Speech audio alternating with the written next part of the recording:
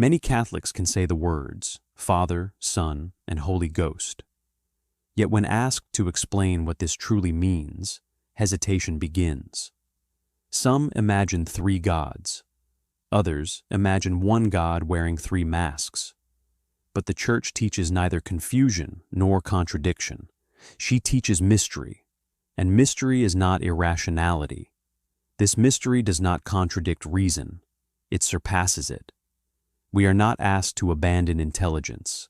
We are asked to let it kneel before what God has revealed about himself. Now let us enter, not into speculation, but into revelation. Before there was a world, before there were angels, before there was time, God was. Yet God was not solitary.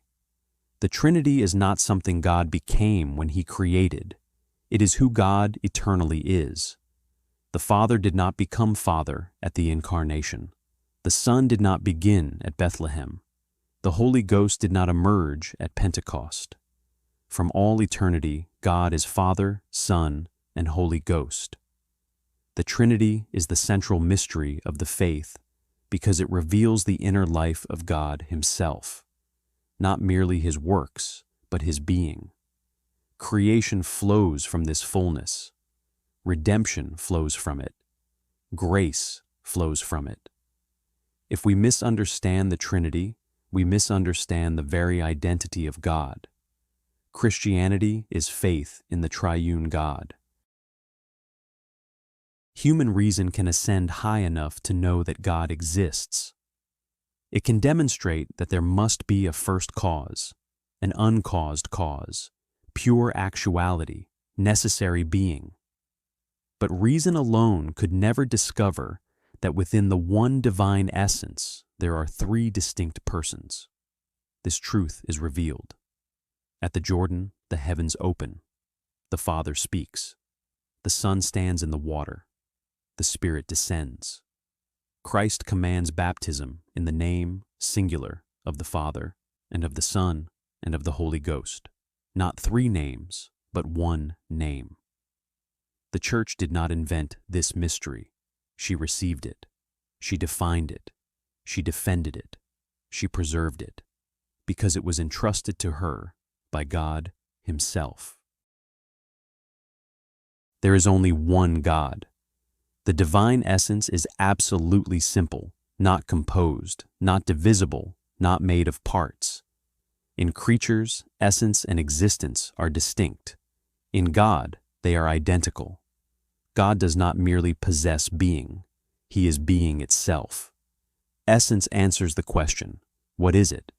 In God, the answer is singular. There are not three substances, not three divine beings, not three centers of existence. The Father is holy God. The Son is holy God. The Holy Ghost is holy God. Each person possesses the entire divine essence, not partially, not fractionally, but fully. This is monotheism in its highest clarity. Yet within this one divine essence, there are three persons. Person answers the question, who is it? In God, person does not mean an individual separate being. It means a subsisting relation within the divine life. The Father is unbegotten. The Son is begotten.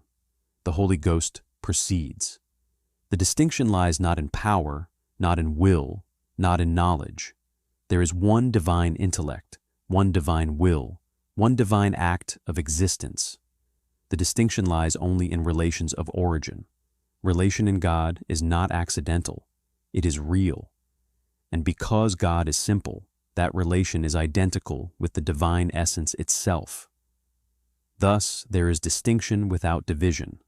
Three whos, one what. The Son proceeds from the Father by eternal generation. This is not an event in time.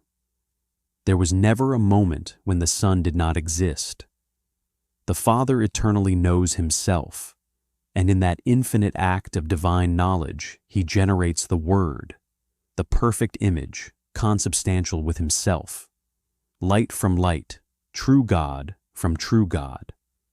The Father communicates the entire divine essence to the Son, except fatherhood. The Son receives the entire divine essence, except being Father. Nothing is divided, nothing is diminished. This is eternal generation, not a metaphor, not a poetic image, but a real procession within the divine life. The Son is begotten, not made. From the Father and the Son proceeds the Holy Ghost.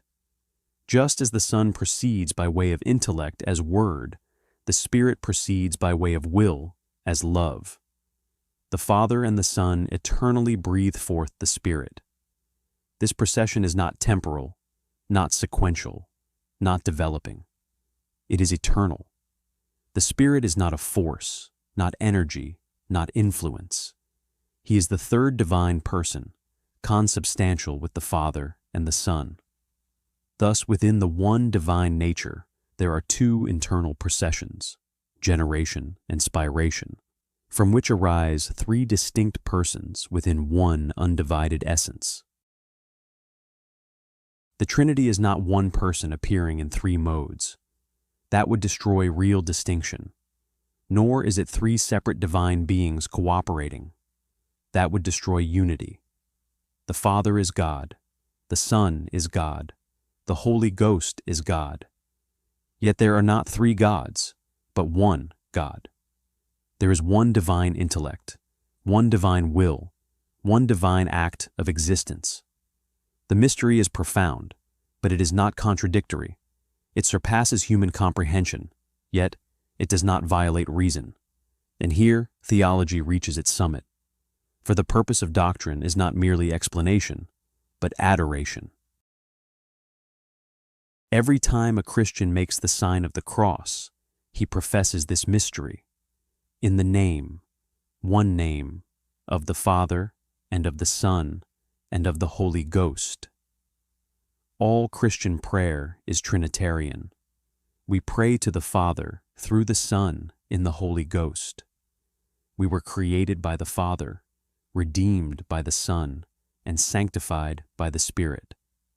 Not so that we remain outside this mystery, but so that by grace we may share in the life of the triune God. The Trinity is not a puzzle to solve. It is the God who is. And the highest response to this mystery is not explanation, but worship. From this eternal communion of divine life flows the first work outside God, creation, angels, the visible world, and the dignity of man. In the name of the Father, and of the Son, and of the Holy Ghost. Amen.